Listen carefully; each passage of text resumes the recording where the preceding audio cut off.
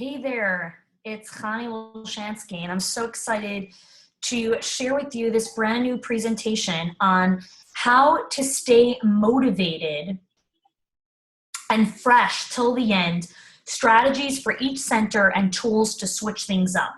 So if you're a teacher and you're watching this, or you're a director and you're watching this and you're thinking about, gosh, there's just a couple weeks left to the end of the year, how are we gonna get over this hump? This is for you. So let's dive in.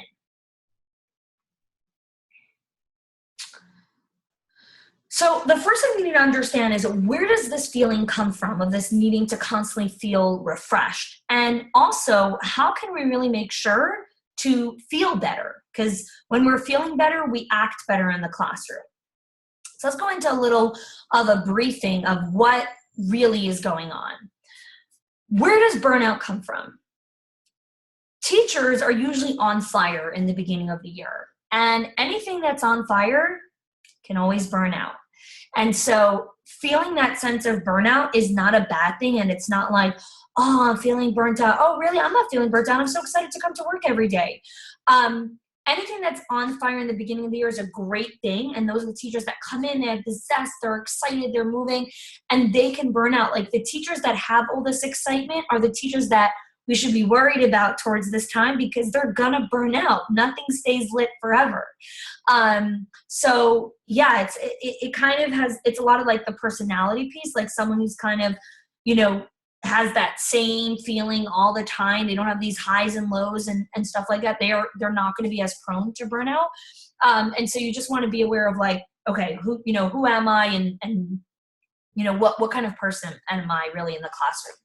So I'm going to share with you some signals to see, why are you feeling this burnout? Because once you know why and where it's coming from, you'll know the strategy to put in place to help get you out of that. So one of them is lack of adequate preparation. And so what I mean by that is, it's the lack of preparation for dealing with the kinds of learning and behavioral problems that teachers have to face in the classroom, okay? Teachers who feel a sense of accomplishment don't get that feeling of burnout. Like, they're feeling that sense of purpose, that sense of accomplishment. They know what they're doing in the classroom.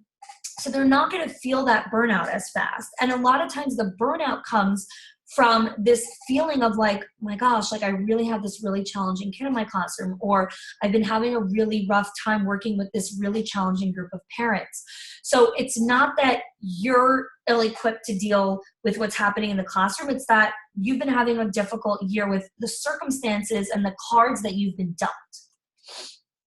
So another thing is lack of support. So that could simply mean just the lack of opportunity to engage in meaningful exchanges of ideas with other teachers really contributes to burnout, okay? Contrary to what teachers believe, in that, oh, I hate meetings, I don't need to be in any meetings, I just want to get home.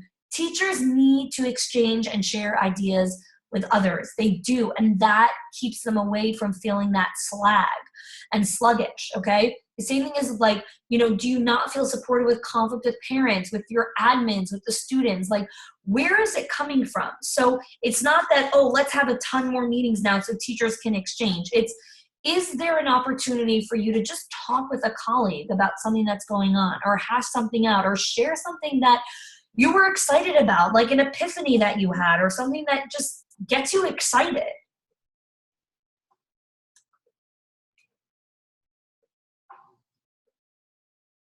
Oh, it's not working.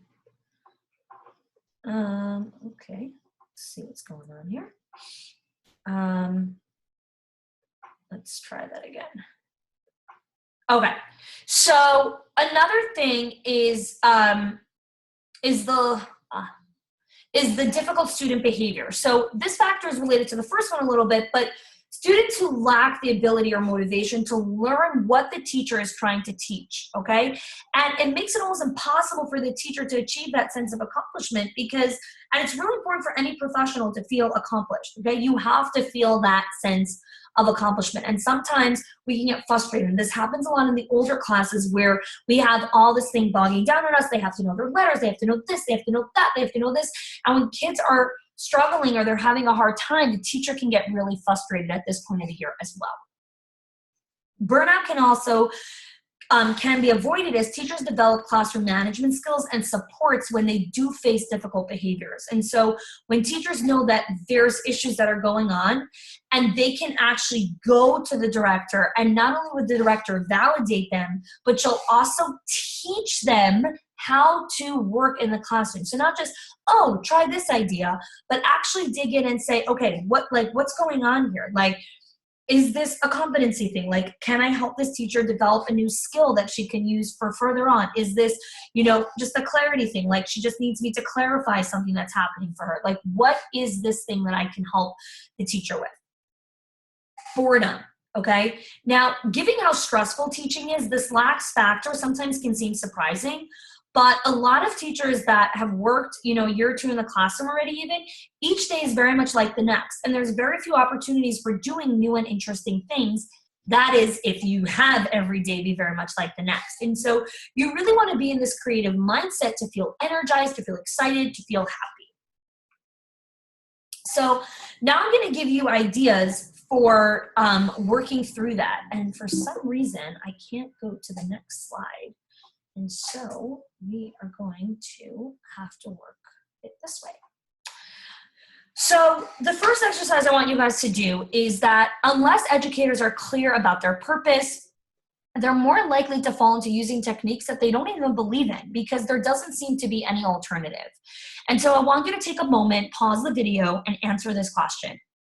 Why did you choose to go into this profession? Write 3 reasons, okay? No one's judging your reasons. No one can see your reasons. You're writing them to yourself.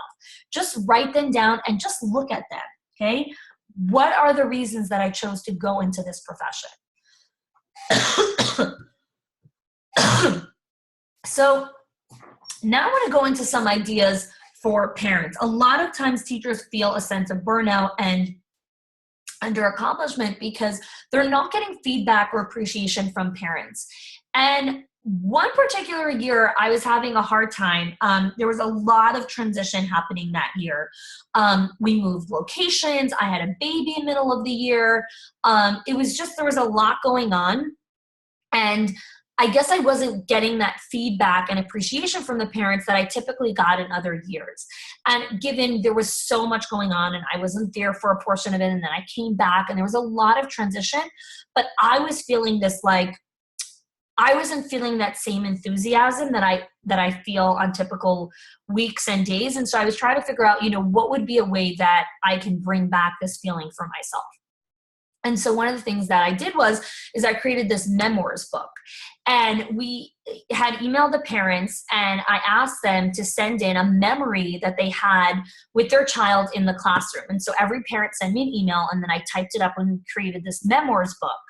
And it was every child had their own page with a picture of themselves with the parent, and we made copies of it, and every parent got a copy. And what was really nice was that the parents got to read about other parents' reflections and memories of being in the classroom. And it was a hard copy. It was really beautiful. And to me, it gave me that sense of motivation and excitement that I was lacking at that point in the year, because it was like, look at all these beautiful things that the parents are taking away with them. Like, look at all these beautiful memories that the parents have and how proud they are of their children, and just any memory that it was.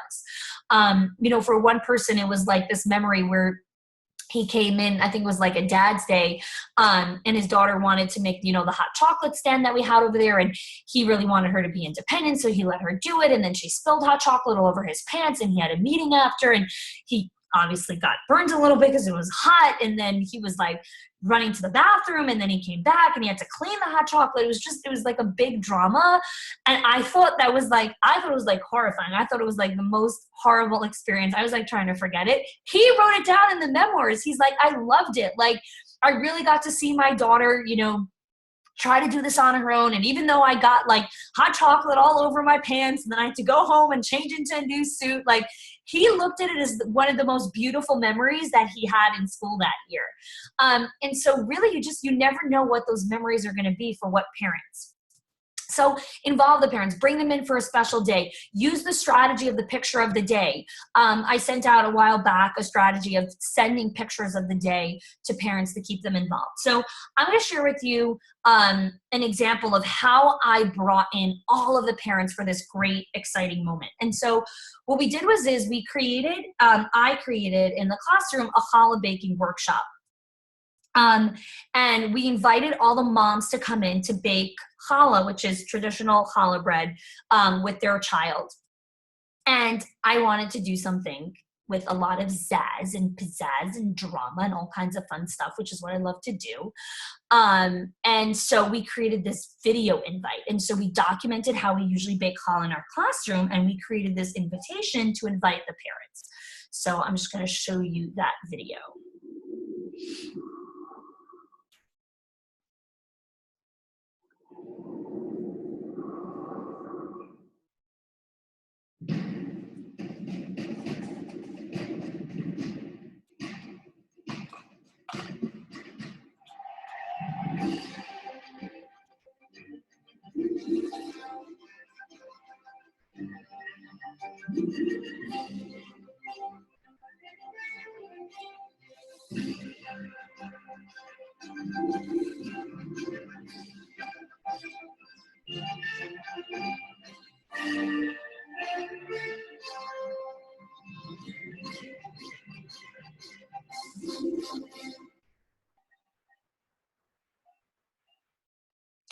And so we invited all of the moms to come and bake challah with their kids. So that was just like the invitation piece.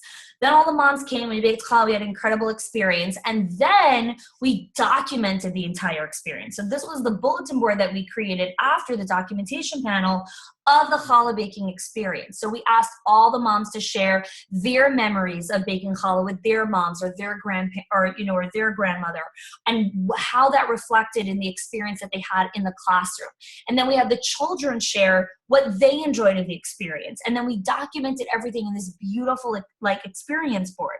And what was so special about that was just bringing the parents in for this experience in the classroom, documenting that experience, getting that back and forth feedback from the parents. It just really added this whole new life to what was going on in the classroom. So one of the questions I get a lot from teachers is that how can I change and bring new ideas without compromising the structure and routine that I've created in September? And that's a really great question, because we work really hard in September in the beginning of the year to create routines and systems and structure. And so the thing that you need to remember is that children are constantly changing and growing and learning. And what they're ready to do in September, now they're ready for new things. So it's really about asking yourself good questions, okay? How can I change each center? How can I promote more creativity and imagination? Can I bring in, is there a possibility for an emergent curriculum here? Can I be more actively involved? Can I go a place where I never imagined? So really just asking yourself questions that can truly spark this excitement and creativity in your classroom. And so I'm just going to share with you a couple of different ways that are simple, easy ways to switch things up, get things just feeling differently, and get the kids excited about coming. So here's one thing, taking a closer look at your day. What can you change in your morning routine? So the sign-in is the first thing that we have in the day. And so over here, this was a threes classroom where the kids used to sign in the morning just by taking their picture and putting it in coming into school. And at this point of the year was like, hey, let's change this up. And so they created this felt board with all of the ABC letters and the child's pictures, and the kids had to do a word search. They had to find the letters and then write their names in the correct order. So that was incredible. It was just a great different experience, and also bringing in a different modality for literacy. So this is really great for the younger classes, like the older toddlers, the threes. A great fun way to sign in is the question of the day. So asking them, how did you get to school today? So I taught in the city in preschool the arts. So over here, the kids typically come by taxi, by bus, by train, in a stroller. So we gave them a couple of different options, and however they came to school that day, that's how they signed in. What snack do you like best? So there's lots of different questions that you can use that really just add just a different layer of signing in. Let's move to the block center now. So again, if at any point you want to pause the video and go back and just like see some of the strategies, you know, be my guest, of course. So blocks. Are the children using the blocks? Is the center being used to its fullest? So here's an example. Some of you may have seen this picture before. This was a brick building station that I created during the Passover curriculum, where we took out all the blocks from our center. We had a dad come in and he actually made real bricks with the kids. And then we created a brick building station outside of our classroom. And so the block center essentially was outside of the classroom in the piazza. Which was just such a different way for the children to experience block building. And they had so much more space than they have in the classroom. And so they're like, just their structures, their building, their play, the collaboration, the conversation, everything that was going on was just a completely different scale than happens in the block center. So I challenge you to think about, can I move the block center somewhere else, you know? And don't worry so much about, oh, if I move the block center somewhere else, then the blocks are not going to be where they're supposed to be or whatever it is. If you have great systems and great rules in your classroom and guidelines and expectation that kids know how to follow the routine, it's okay to switch it up a little bit and see what happens. So here's just like a picture of the dad coming in. He came in with his wife and they made the bricks with the kids. It was really amazing. Here's another example in your drama center, how to just switch things up just because. So this was a post office that we created in the drama center. We had a mom, she had a home business and she was always, you know, selling and getting packages. And so she brought us all the boxes, all the envelopes, all the bags, all the stuff that she got. And then we sorted them here. And it was just amazing. We just kept adding all these different layers to the drama center in this post office that we created.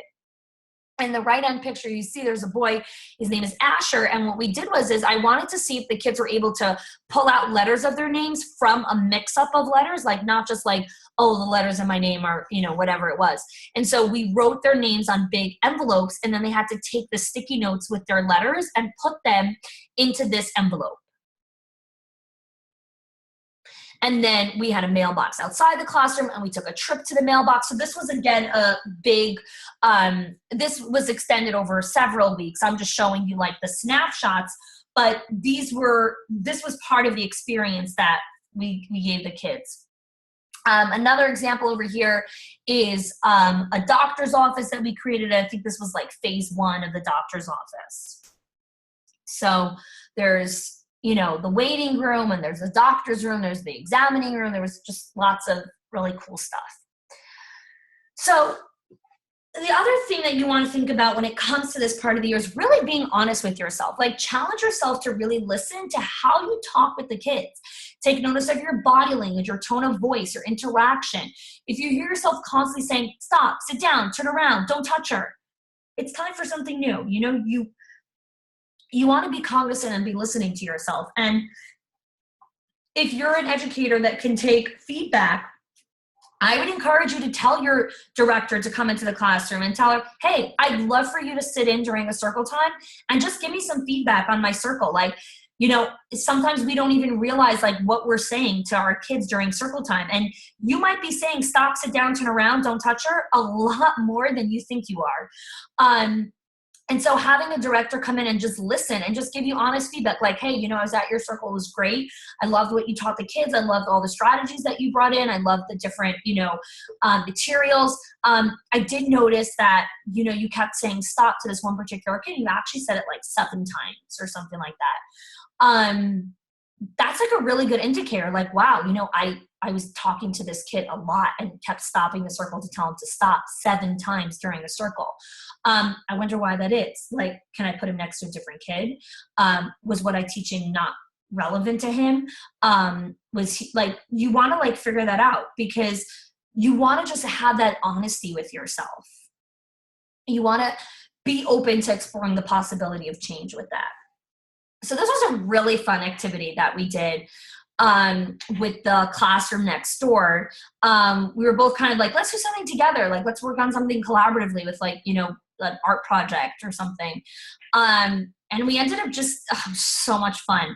The process was just like amazing. Like we made this huge paper mache yellow sun and it was just like a really fun, interesting, creative process with the kids, but it was both classes. So that was really fun. So like think about creating a long-term project together with the class next door, some outdoor activities. Also think about just doing things for fun and the things that the kids could do alone. So this is gosh, the kids were putting fruits on the trees. So this is a picture of an apple tree, an orange tree, and maybe like a pear tree. Then we had little baskets with like Velcros, and the kids were going fruit picking. So again, it was just like a really fun activity that the kids could do alone. Over here, I went into just like the junk closet, and I found these 2 CDs and these wooden bracelets, and I connected them together with the kids. And the kids were kind of just like swinging them back and forth. They were making music. They were counting them. It was free. It was just like totally a provocation. Where is it going to go? So another thing is like think about like the centers, and are the kids forgetting some of the rules in the centers? So again, just like, you know, yourself as a teacher, you can hear something in August at your initial staff meeting. That doesn't mean that you're going to remember that throughout the entire year. You're going to need some reminders, because you're human. And so the kids are human too, and they're going to need reminders also. And so sometimes at this point in the year, the kids forget a little bit the rules, or like maybe we've been lax in reminding them or enforcing the rules. And so you just want to, again, like just listen to yourself. And so over here in the library center, something that I kind of took notice was about, I kept telling the kids no jumping. We had this really big couch in the library center, and the kids were kind of jumping on it a lot. And I just heard myself just having a lot of negativity there, like no jumping, no jumping, no jumping. And I was like, okay, we got to stop this. Like, I sat down with the kids. I was like, okay, what are the rules in our library center? Like, let's write this out. Let's remember them. And so we wrote them out. Quiet time. We use quiet voices. We sit down, no jumping, put the books back. We took pictures of the kids, and then we hung them up in our library center. And it just made such a huge difference. Like, I stopped hearing myself saying no jumping all morning. So another example is bring the kids up to do the circle time. So these are our big life-size puppets. They were our class mascots all year. We loved them. Every single morning they came out to greet the kids. And so at this point of the year, we let the kids come up and hold the puppets and greet the kids. So that was exciting as well. That's just another idea, again, to switch things up. Another thing is move the circle time to a different center. Don't have it at your typical place that you do your learning circle. This is the learning circle in the drama center. All the kids brought their chairs, came over, we sat down, we were doing like a graphing activity or something. We just did circle time in the drama center. So switch things up. Do your circle time outside. If you live in a beautiful place, please go outside. You live in New York City or some other areas or whatever it is, if it's nice outside, it's not, you know, scorching hot heat that you can't breathe, take the kids outside. It's fun.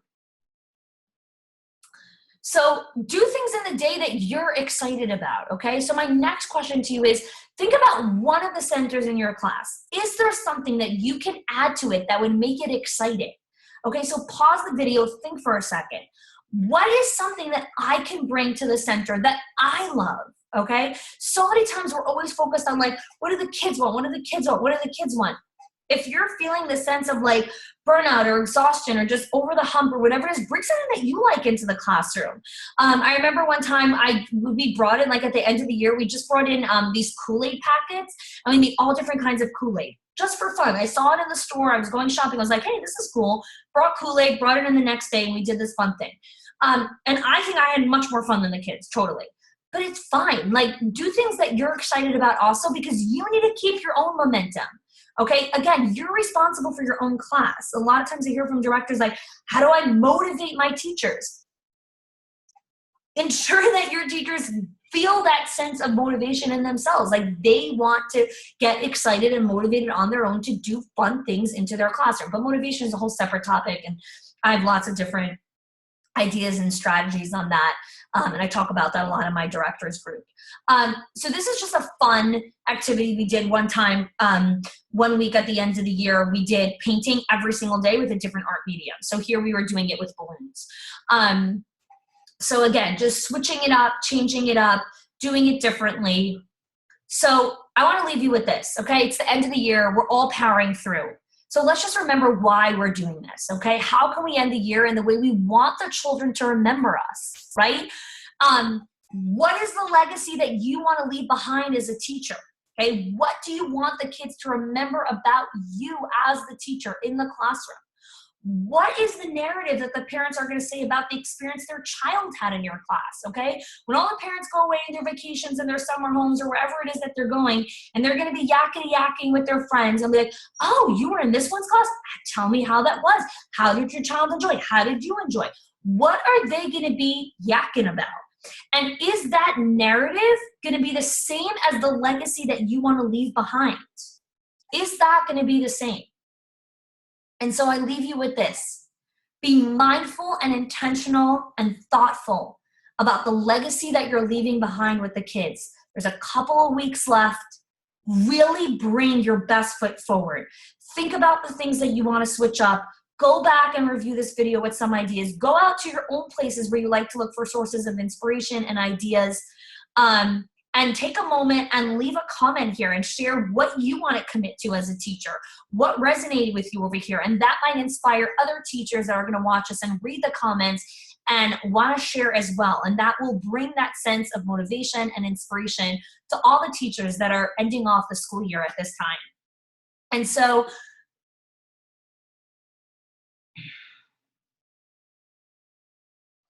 so for more strategies or more ideas, or you want like more of this, you're excited about this and you want more, go to discoveredconsulting.com. That's my website. And that's where you can find out tons more of what I do, of the work, and of just lots of different strategies and ideas for your teachers, for yourself, and for everyone that's working in your school. Thank you so much for watching. Leave a comment. Let me know what you're committing to.